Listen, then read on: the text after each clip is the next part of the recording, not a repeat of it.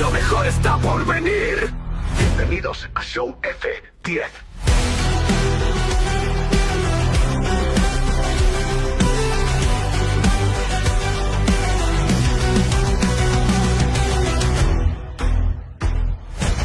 Bienvenidos a Show F10.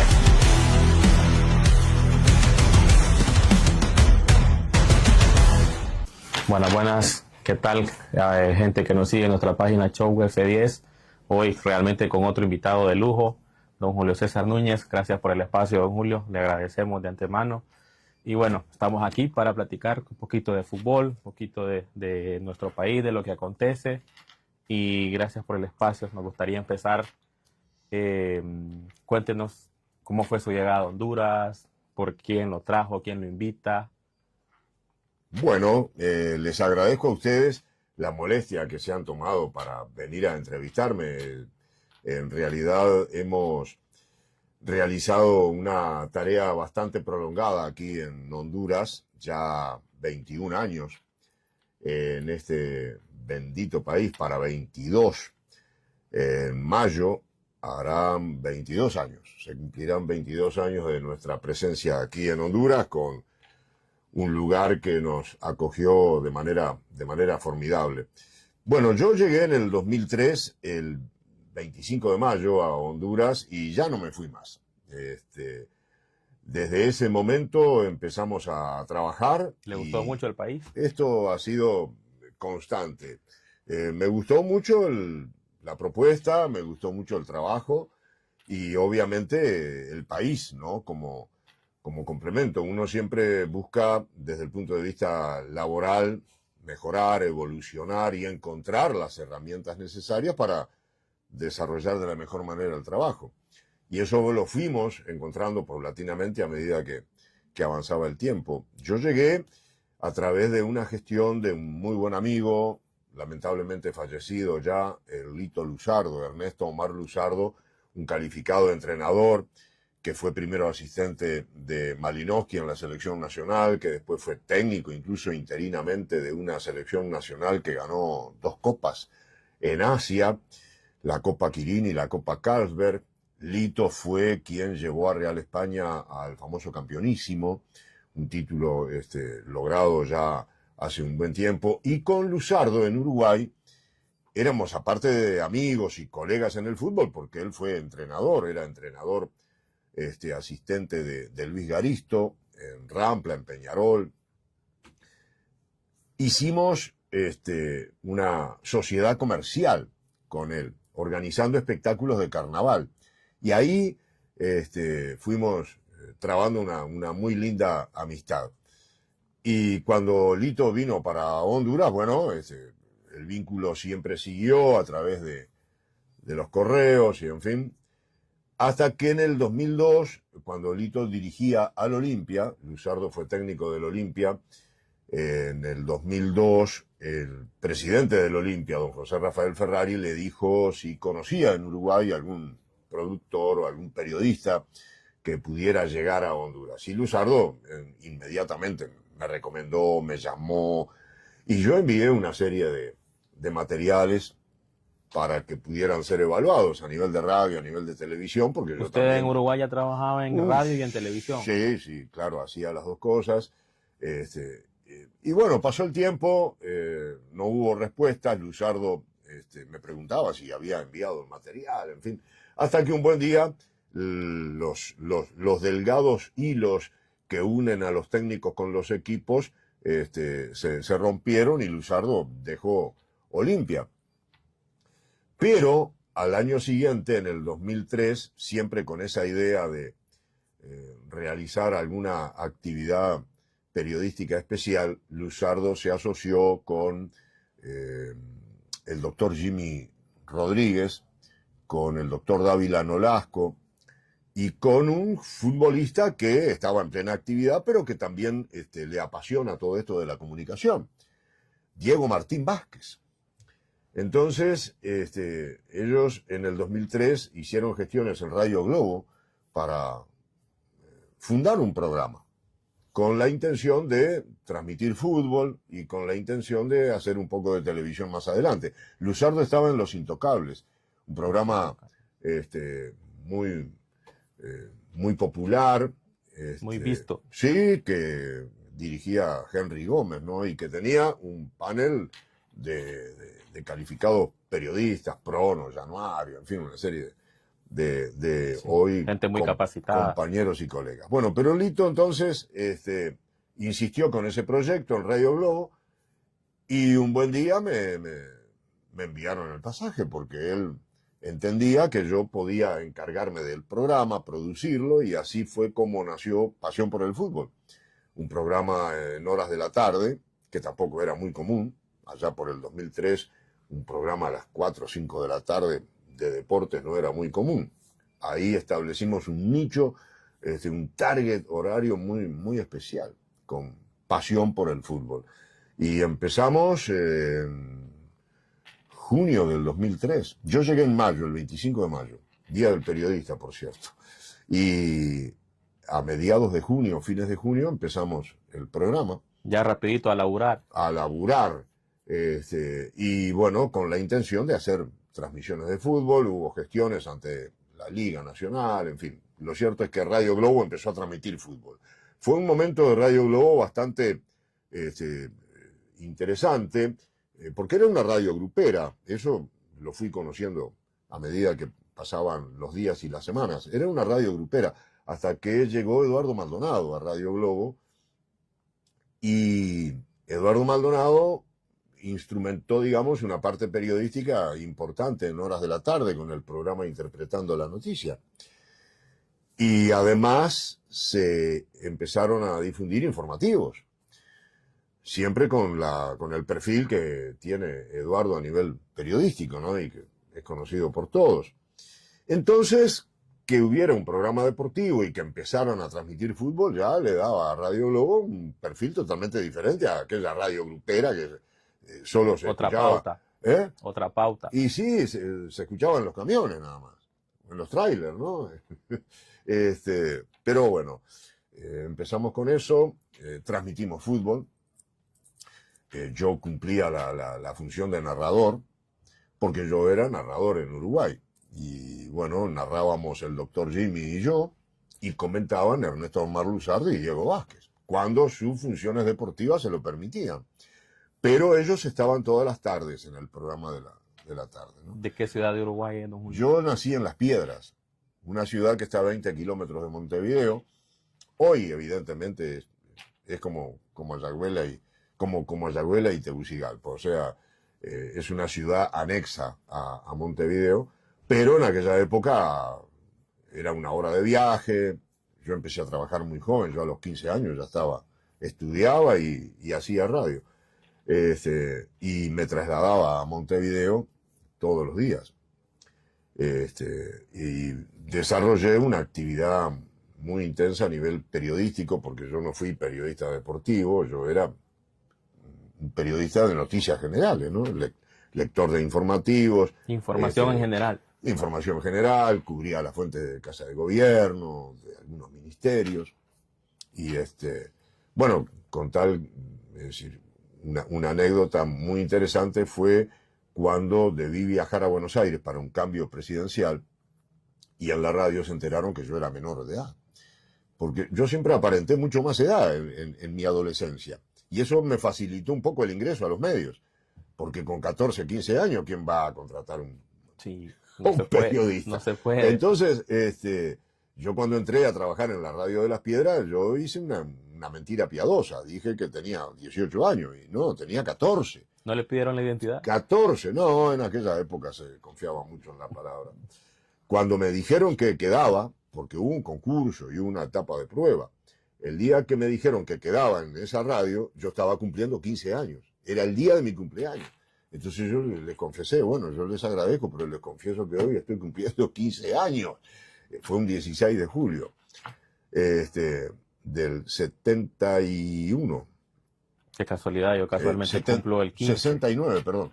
Yo casualmente cumplo el 15 y el 16. Yo el 16. Y mi padre cumplía el 18, que fue el día que inauguraron el Estadio Centenario. Mi papá nació el 18 de julio de 1930, cuando Uruguay enfrentó a Perú primer partido en el Mundial, en el estadio, ¿no? Es Porque historia pura. el Mundial del 30 empezó antes, pero el Estadio Centenario se inauguró el 18 de julio, que es el día de la jura de la Constitución en Uruguay. Es un feriado muy importante, junto con el Día de la histórico en todos los aspectos en Todo, Uruguay. bueno, yo nací el día de Maracaná.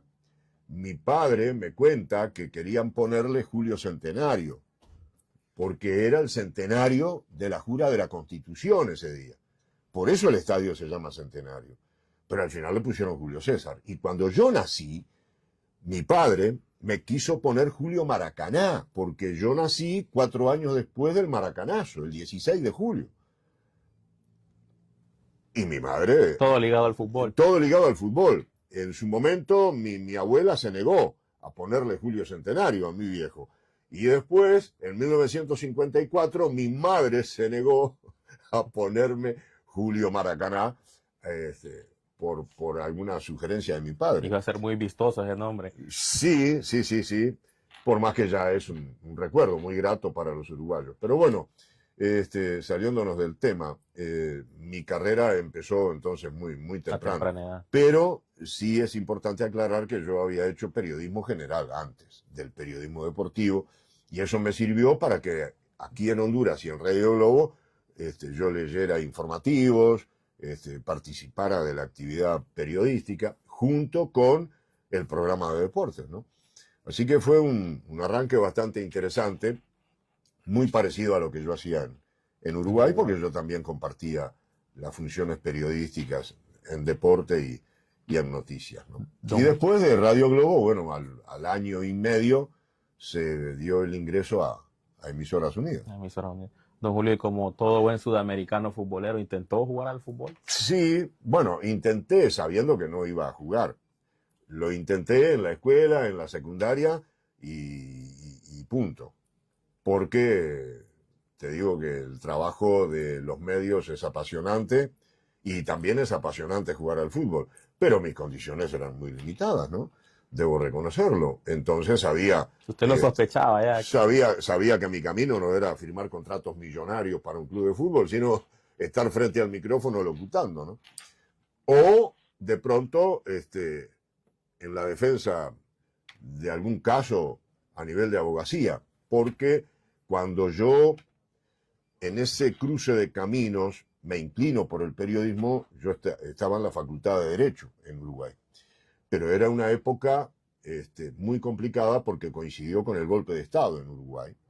Se disolvieron las cámaras y bueno, hubo un panorama muy complicado desde el punto de vista político y social en Uruguay.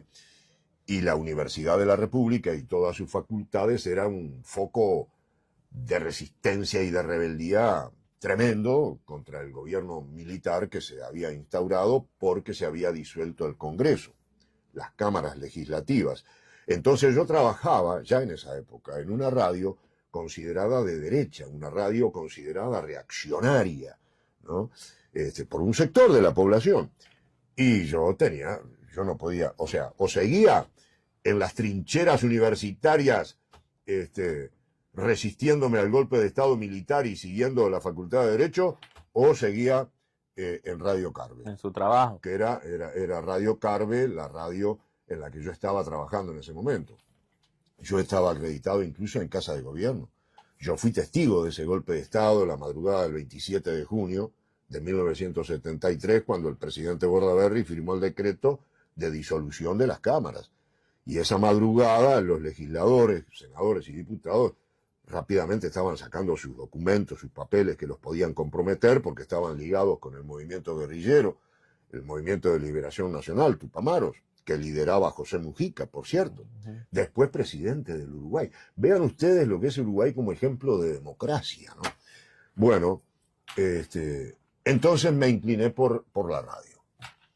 Siempre con la vocación de la abogacía y todo eso, pero eso me ayudó mucho en la comunicación, que es un aspecto que los abogados también manejan muy bien, a veces mejor que los periodistas, y por lo tanto se me facilitó un poco la tarea radial sin haber estudiado periodismo, ¿eh? No existían las escuelas de periodismo en Uruguay, no existían. Eso Totalmente de vocación. Empezó después y después fuimos, digamos,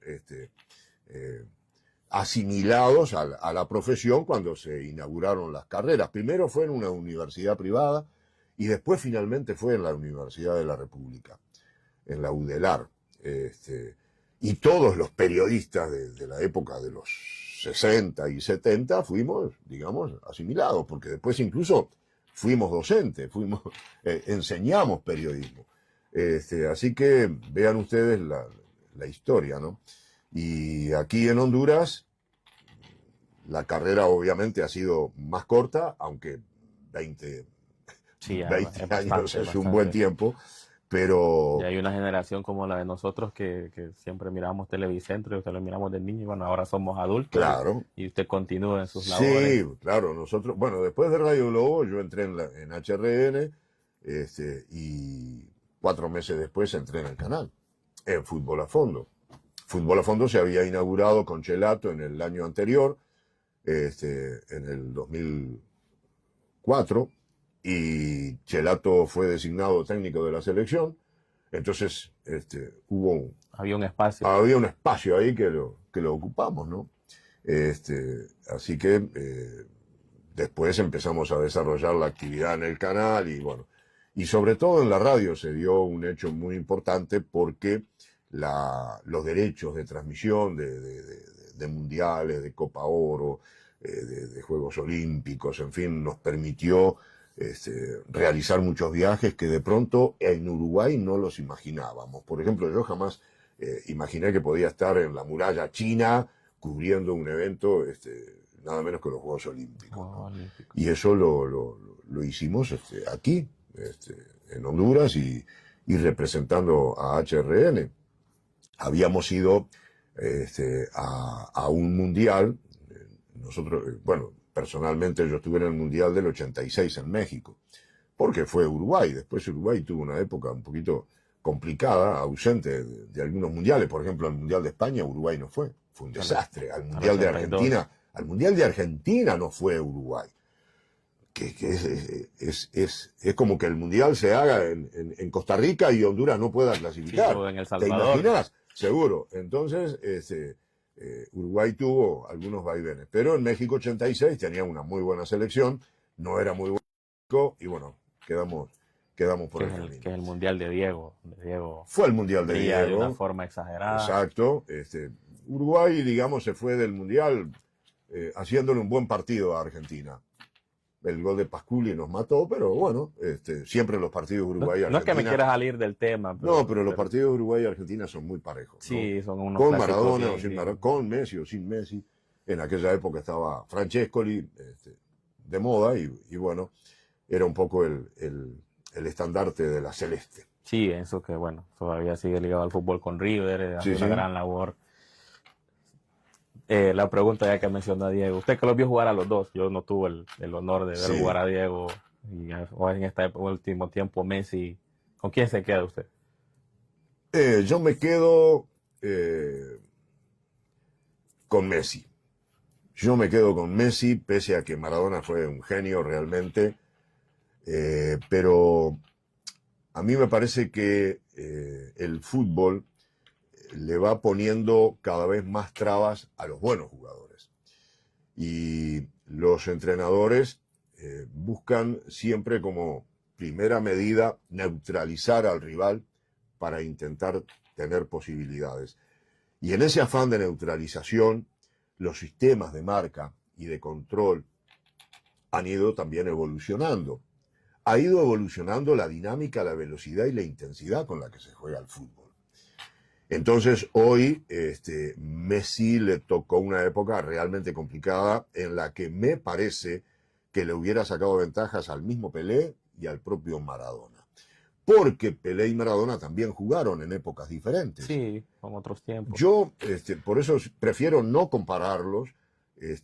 Me parece que son 3 íconos mundiales del fútbol y la verdad Sudamérica puede considerarse un territorio privilegiado porque 2 son argentinos y 1 es brasileño y realmente Sí, no, y la son, mayoría de mucha son calidad. Lo que incomparables, pasa es ¿no? que ellos son los que sobresalen, pero por ejemplo, Uruguay siempre ha tenido excelentes jugadores, Seguro, Brasil ni digamos, y Argentina también, que siempre exportan sí, muchísimos sin jugadores duda. de mucha buena calidad. Y Europa, que ha tenido algunos exponentes muy interesantes, considerando además la capacidad física de los europeos, ¿no?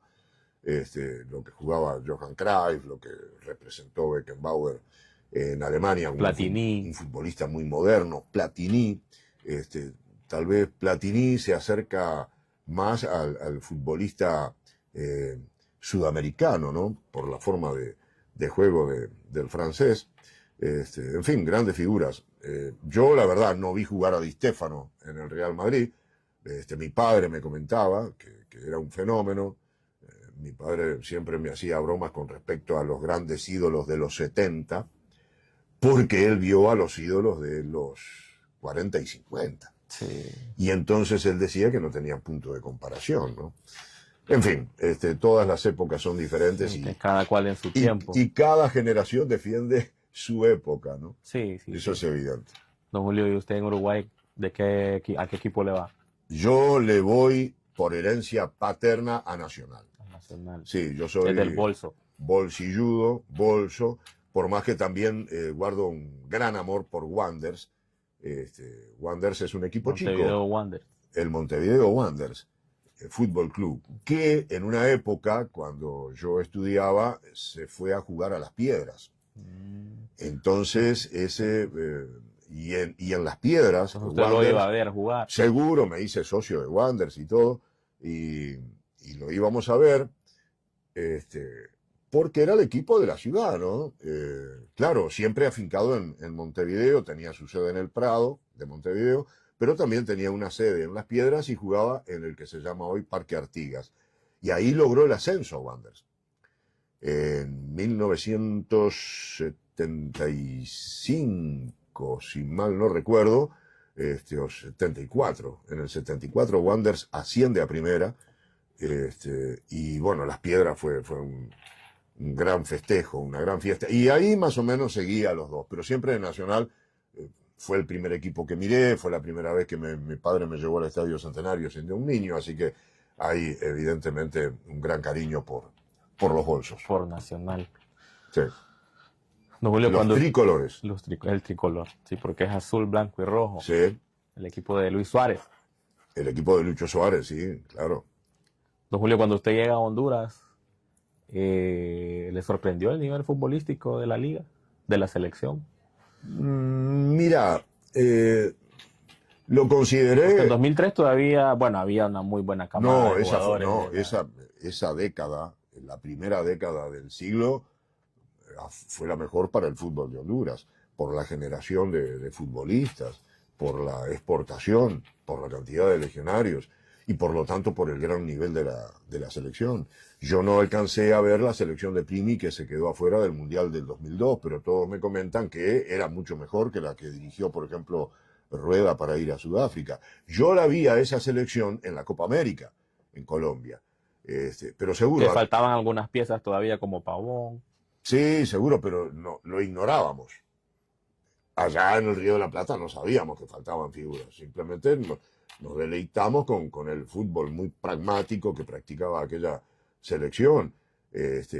Claro, la Copa América, hay que decirlo, si no lo dijeron aquí en Honduras, Uruguay, Argentina, Brasil, bueno, fueron con selecciones improvisadas de segundo y tercer nivel, ¿no? Sí. Pudo haber facilitado que Honduras llegara a donde llegó, pero de todas maneras fue muy meritorio. Ahora, después, cuando esa selección reanudó las eliminatorias allá en Uruguay, no podíamos creer que se hubiera quedado afuera del Mundial, porque había deslumbrado en la Copa América. Decíamos, es una selección muy competitiva. Claro, este equipo de Madariaga, porque allá el apellido común es Madariaga, no es Maradiaga, es Madariaga. Y bueno, a Primi le decíamos Madariaga. No podíamos pensábamos que era un error de ortografía cuando salía, digamos, impreso el apellido. Para nosotros el apellido es Madariaga. Bueno, creíamos que esa selección iba a clasificar porque en la Copa América todavía Honduras estaba en los en los primeros lugares, ¿no? Pero esa primera década del fútbol de Honduras creo que fue muy buena. Por suerte después fuimos a Sudáfrica y a mí me pareció que el fútbol de la Liga Nacional era un poco, digamos, un poco bajo con respecto al nivel de las otras ligas, ¿no? Y en ese sentido pudimos visualizarlo ya de inmediato cuando empezamos a acudir a los estadios. No sabíamos tampoco que Honduras exportaba tantos jugadores, ¿no? Así que sí, la respuesta es afirmativa. Había diferencias con respecto al fútbol que veíamos en Uruguay. ¿Cuál fue el jugador que más lo sorprendió en esa época? En aquella época, Wilson Palacios. Wilson Palacios, joven todavía, pero con una gran capacidad para jugar en cualquier posición. Wilson hubiera jugado de defensa central sin ningún problema. Hubiera jugado de centrodelantero también, sin ningún problema. Un jugador de una gran capacidad física. Una gran capacidad. Sin desconocer otros valores. Lo que pasa es que a Wilson lo conocimos acá. Cuando yo llegué, varios ya estaban en Italia. Sí, David ya estaba, Ramos Ramos ya seguro, estaba. Ramos, Edgar Álvarez. Pavón no estaba acá, no recuerdo si estaba en México. Así que Wilson era el que sobresalía. Sí, sin duda. ¿Minor aún estaba acá? Minor estaba acá todavía. Minor estaba acá, jugaba ya en Olimpia, ¿no? Y después, bueno, Toselo como futbolista, yo ya lo conocía, a Toselo cuando jugó en Defensor, allá en Uruguay. Un jugador diferente, del paladar del hincha del Olimpia, ¿no? Que no solo le gusta ganar, sino que le gusta que el Olimpia juegue bien. Era un jugador de una gran calidad, y bueno, otras figuras emergentes que estaban, digamos, surgiendo en aquella época cuando yo llegué. Por ejemplo, Muma Bernardes. Cuando yo llego, Víctor Bernardes estaba a préstamo en el Vida. Formaba la saga central con Patricio Negreira. Los dos centrales del Vida eran Negreira y Bernardes. Me llamó la atención la capacidad física, la robustez de Bernardes en esa posición. Me hizo acordar a los defensas uruguayos, ¿no? Por sus características. Don Julio, ¿su jugador uruguayo favorito quién es? Y mirá, yo... y que siempre tienen un montón de muy buenos jugadores. Diferentes épocas, ¿no? Yo creo que hubo en la década del 60 y 70 un par de jugadores que fueron muy importantes en Uruguay, tal vez sin la trascendencia internacional que pudieron haber tenido. Uno de ellos se llamó Hildo Maneiro, era un volante, un mediocampista que surgió en Nacional, pero que también después jugó en Peñarol. Montero Castillo era un volante de contención. Julio Montero Castillo es el papá de Paolo Montero. Era un mediocampista formidable, jugó el Mundial del 70, jugó el Mundial de México 70. Pedro Rocha, otra gran figura, brilló en Brasil después, pero todavía Europa no era el mercado de los uruguayos. Después, en una siguiente época, Morena como gran goleador, se destacó en España incluso, está identificado con Peñarol. Yo vi jugar a un centrodelantero argentino, goleador, Artime, Luis Artime, jugó el Mundial de Inglaterra con Argentina, el Mundial del 66. Artime fue campeón intercontinental con Nacional. Luis Artime, un goleador extraordinario, por el cual hoy se pagarían cifras incalculables, porque poniéndolo en puntos de comparación era mucho más que Ibrahimovic, mucho más que Haaland, mucho más que Harry Kane. Artime era un fenómeno. Pero bueno, trascendió en Sudamérica, porque jugó en la selección de Argentina, jugó en River, en Independiente, después jugó en Palmeiras y jugó en Nacional. donde tuvo su gran época siendo campeón intercontinental. Y más acá, en el tiempo, Francescoli, como periodista siempre lo cuestionamos a Francescoli porque nunca dio con la selección lo que realmente podía dar o lo que dio, por ejemplo, con River en Argentina. Además, yo lo vi surgir a Francescoli, porque Francescoli jugaba en Wander. Y yo a Wander iba a verlo Lo tenía siempre. de cerquita. Sí, y sí, lo vi en la tercera división, en la reserva. Era un ídolo, ¿no?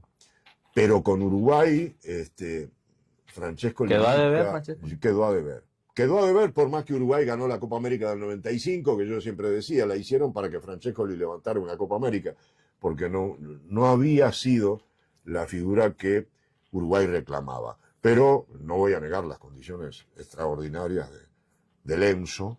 Sí, como porque le para decía. ser el ídolo de Zidane hay que tener muchísimo. Claro, claro. Él en Francia fue un fenómeno, ¿no? Así que esos, digamos, son un poco los ídolos de nuestra juventud. Hoy en día creo que Valverde es una figura de la cual podemos Y esa camada del enorgullecernos. Mundial del 2010 estaba llena de gente importante, hombres Claro, importantes. claro. Suárez, Forlán, Cavani, El mismo Muslera, Lugano. Muslera, Godín. sí, pero bueno, me parece que tampoco son del primer nivel considerando la historia de Uruguay, ¿no? Yo los respeto mucho, pero me parece que la de Sudáfrica no fue la mejor selección uruguaya. Debo ser sincero, Uruguay no Son palabras fuertes esas. Uruguay en Sudáfrica no le pudo ganar a ningún europeo. Revisar la historia a quienes le ganó Uruguay. Para mí no fue la mejor selección de Uruguay, ocupó un honroso lugar, pero por ejemplo, ese mismo cuarto lugar de Sudáfrica, comparado con el cuarto lugar de México 70, no es comparable. La selección de México 70 era muy superior a la de Sudáfrica 2010. Y en México 70 estuvimos acariciando, perdimos con Brasil la semifinal. Perdimos la semifinal del Mundial con Brasil, de Pelé. Así que, ojo, lo del 70 para mí fue mucho mejor que lo de Sudáfrica. ¿Jugó Garrincha en el Mundial del 70? No, estaba lesionado. Dicen que era otro fenómeno. Garrincha había maravillado en Chile. Ahí ya estaba Jairzinho. Pero en Uruguay, para que veas a veces la mentalidad, ese Mundial del 70 se consideró como que, bueno, clasificamos cuarto porque perdimos la final por el tercer puesto con Alemania, pero no se le dio importancia. La relevancia que, por ejemplo, se le dio a Sudáfrica. El cuarto lugar de Sudáfrica, cuando llegó Uruguay en el 2010, fue una fiesta en Uruguay. Pero vean ustedes lo que pasaba 40 años antes, en el 70. Ni fu ni fa, nada. El técnico era Juan Eduardo Hover, un argentino naturalizado uruguayo, un jugador extraordinario, y nunca se le dio a ese Mundial del 70 la dimensión que realmente tuvo. Porque los tiempos van cambiando y porque de pronto en el 70 queríamos ser campeones del mundo. Todavía, porque habían pasado 20 años de Maracaná. Todavía estaba fresco un poco el recuerdo, ¿no? No era lejana la idea. Seguro, pero en el 2010, seguro, cuartos en el Mundial, había que pellizcarse para saber que no era un sueño. ¿Has tenido la oportunidad de estar en un partido de Copa Libertadores? Sí, claro. ¿Cómo es la Copa Pero Libertadores? no, pero yo fui testigo de la Libertadores, donde había Es que parece una locura, poner pero pierna fuerte. yo lo platico entre amigos y Ajá. para mí la Libertadores es mejor que la Champions. Solo que la Champions tiene sus componentes económicos estratosféricos. Y de mercadeo.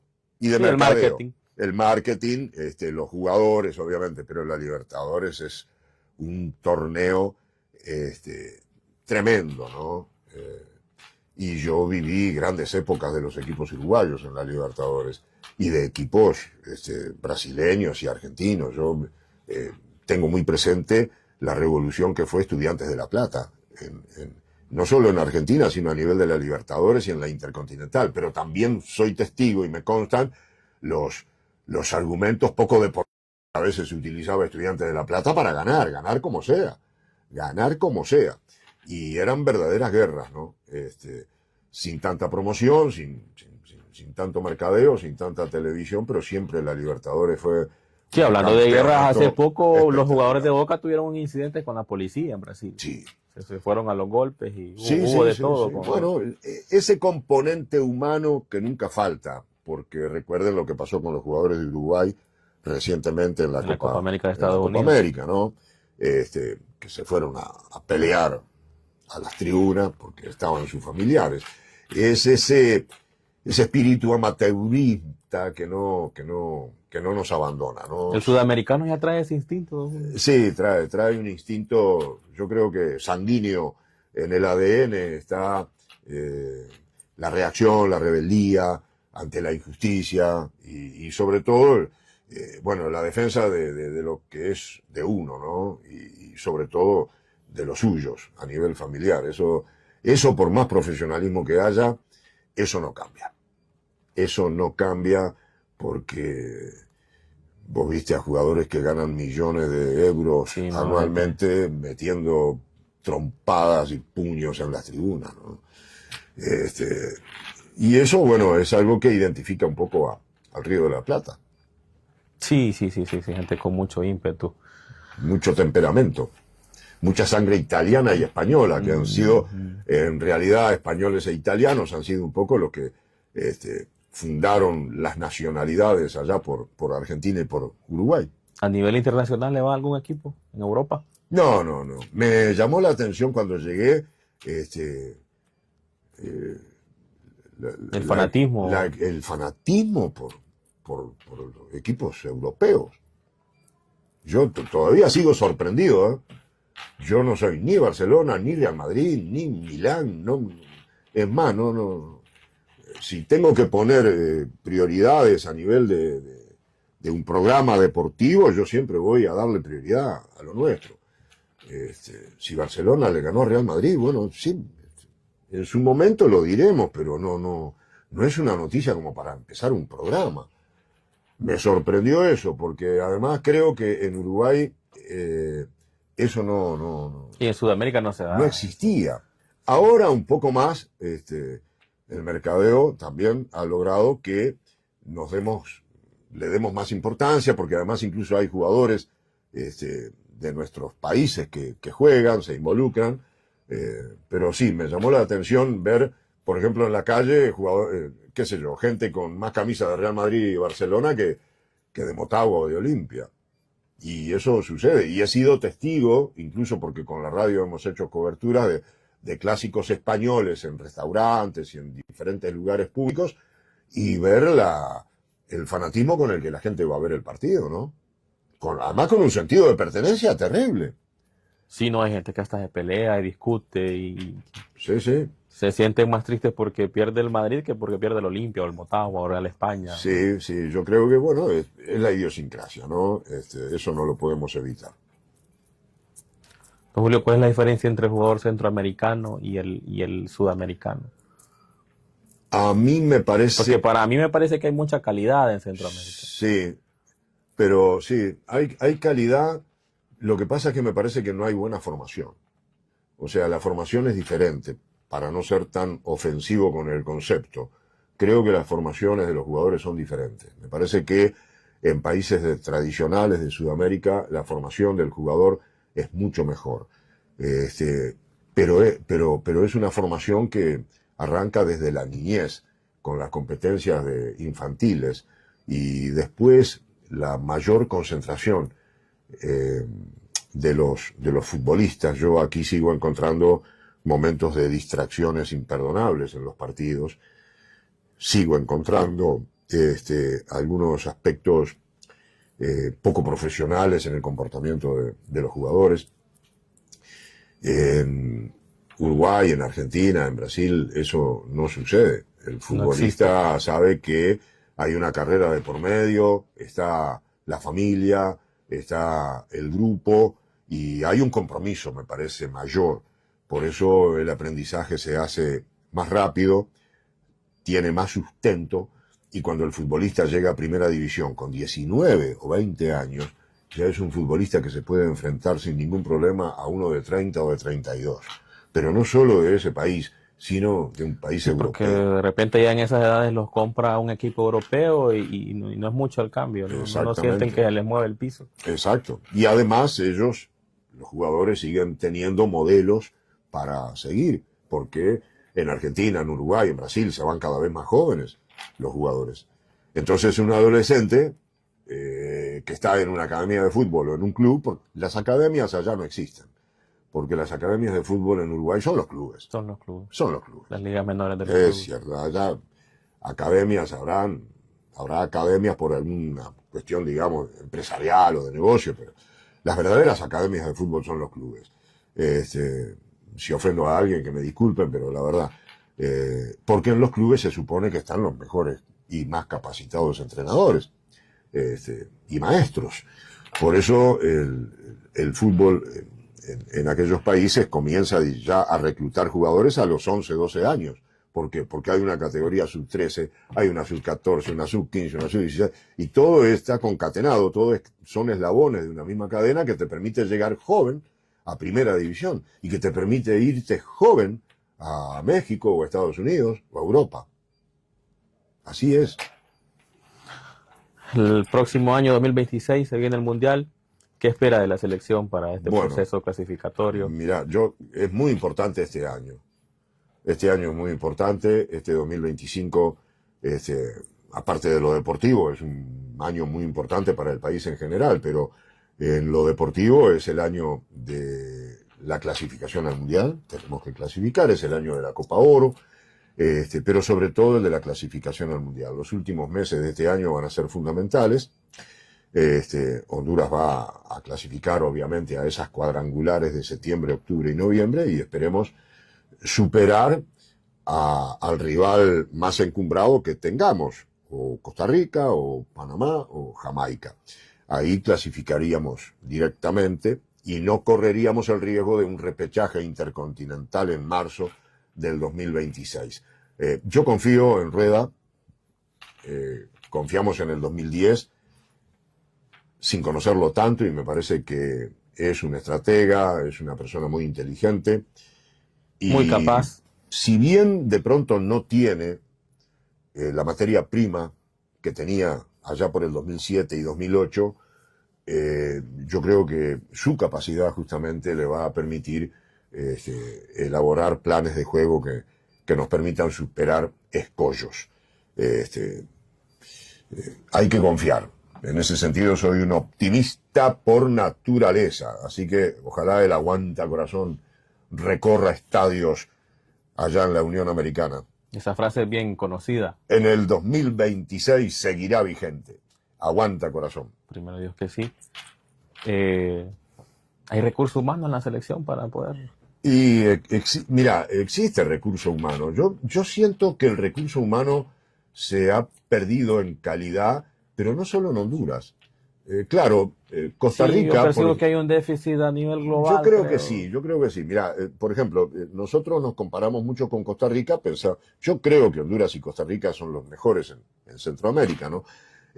Pero Costa Rica tal vez nos lleva una ventaja de haber desarrollado más rápido a buenos y jóvenes futbolistas que han llegado ya a Europa. Situación que no han logrado todavía los jóvenes futbolistas hondureños. El recambio generacional a Honduras tal vez le cueste un poco más.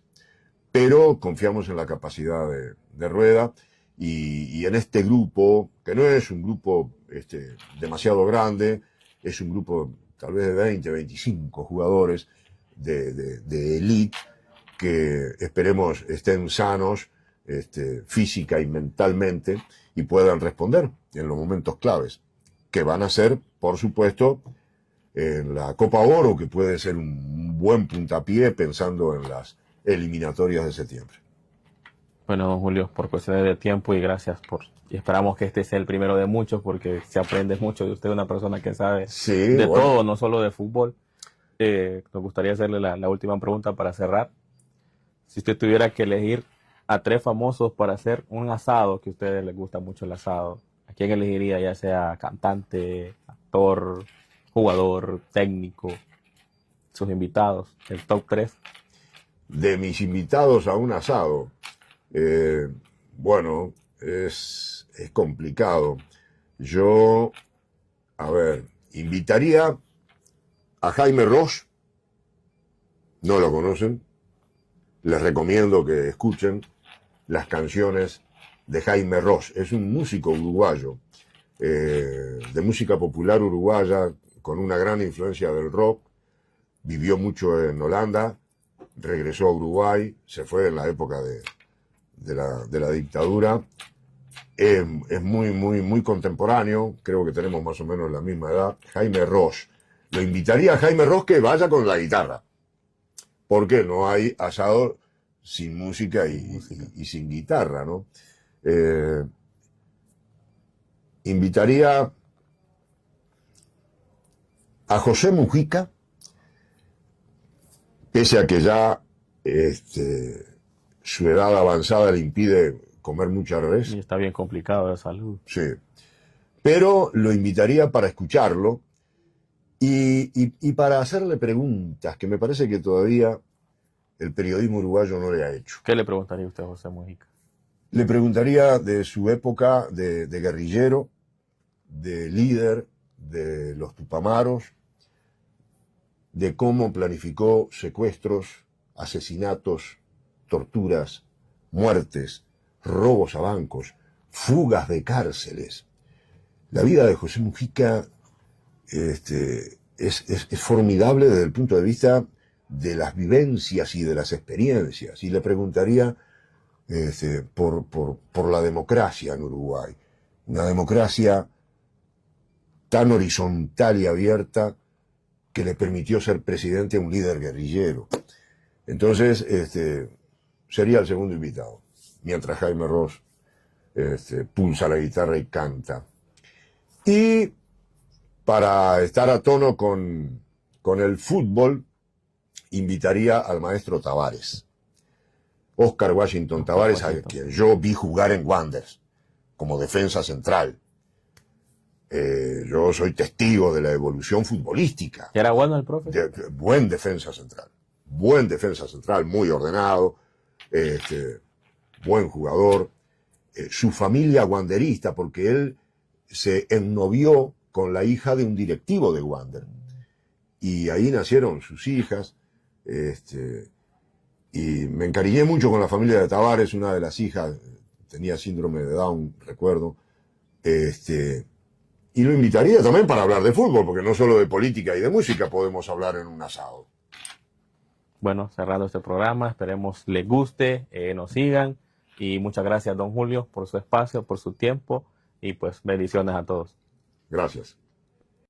Bienvenidos al espacio donde la diversión y la polémica se encuentran cara a cara. Aquí en Show F10 no hay temas prohibidos, no hay límites. Es solo pasión por el deporte, la sociedad y la cultura que mueve al mundo joven. Hoy rompemos las reglas del entretenimiento para ofrecerte una experiencia única. Aquí se habla de lo que importa, de lo que te hace vibrar, reír y también pensar. Prepárate para una descarga de adrenalina pura. Esto no es solo un show, es el Show F10, el epicentro donde todo lo inesperado puede suceder. ¿Estás listo para lo que viene? Porque esto recién comienza y lo mejor está por venir. Bienvenidos a Show F10.